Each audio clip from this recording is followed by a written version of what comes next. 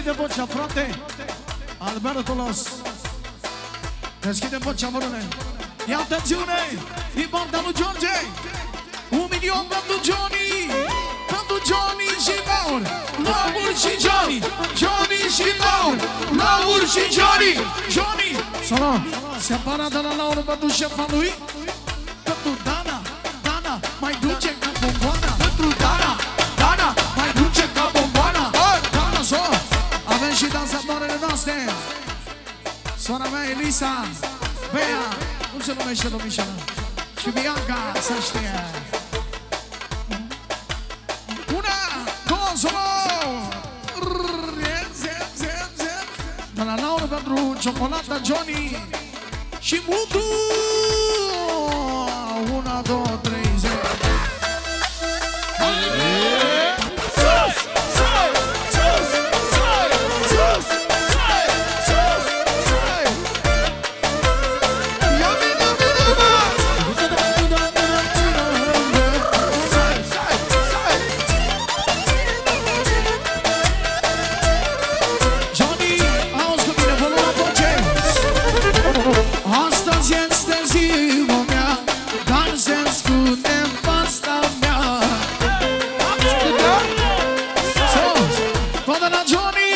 Deschide-mă vocea, mă, Alberto.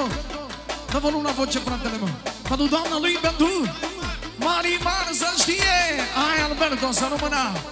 Să cânte Ionuț Florea, să joace Marimara mea. Zi, băi! Băi, zi, băi! Zi, băi! Normal!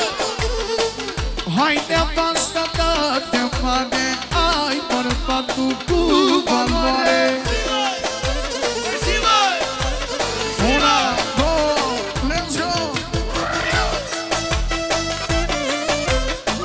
Și Cornelia,